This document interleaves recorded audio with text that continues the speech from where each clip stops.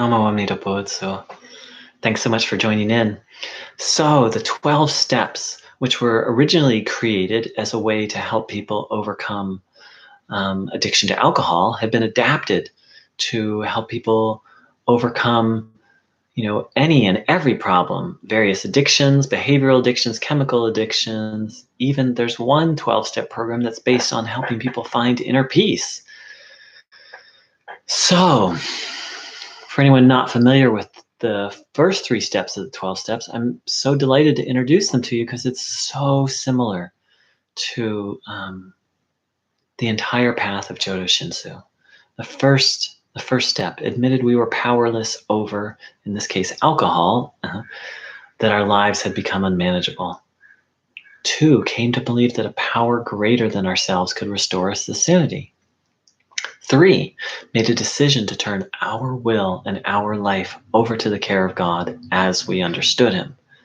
Now, the as we understood him is interesting because in the 12-step program, they allow each person to define higher power or God for him or herself. So these basically the 12 steps are based on this idea of, hey, this problem of alcoholism, I can't overcome it. That's the first step. Admitted we were powerless over alcohol, that our lives had become unmanageable. Second step, came to believe that a power greater than ourselves could restore us to sanity. So there's this belief, or this openness to a belief, that there is a higher power that can do what we can't do, and then made a decision to turn our will and our life over to the care of that power. So the 12 steps have been summarized like this. I can't. You, meaning higher power, up to each person to define. I can't. You can. I think I'll let you. It's a very, very short, in a sense, simple meditation, and in a sense, the entire path that Jodo Shinshu, not so much meditation, more reflection, contemplation, hopefully deep listening. So I can't, you can, I think I'll let you. That's the exact path of Jodo Shinshu, isn't it?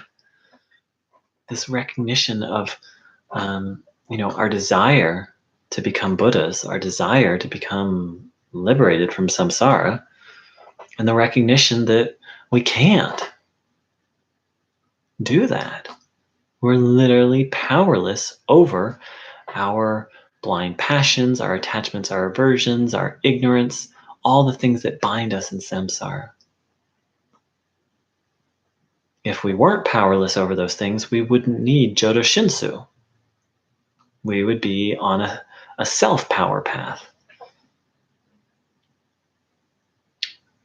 And then next, came to believe that a power greater than ourselves could restore us to sanity. In Jodo Shinshu terms, that means the recognition that while we can't free ourselves from samsara and all the egoic things that bind us there is a power that can. And then made a decision to turn our will and our life over to the care of God as we understood him. In Jodo Shinshu, that is the whole path right there is this entrustment of, as Paul Roberts calls it, our entire karmic destiny to Amida Buddha. This recognition that we can't handle things, but higher power, higher Buddha, Amida Buddha can do for us what we cannot do. Now,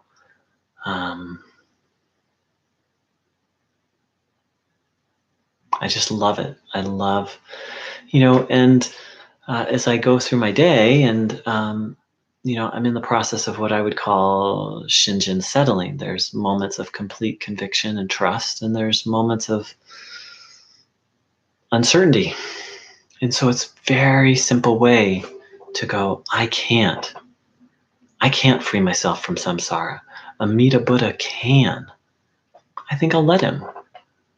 It's a very simple contemplation of, well, there's me and there's Amida Buddha.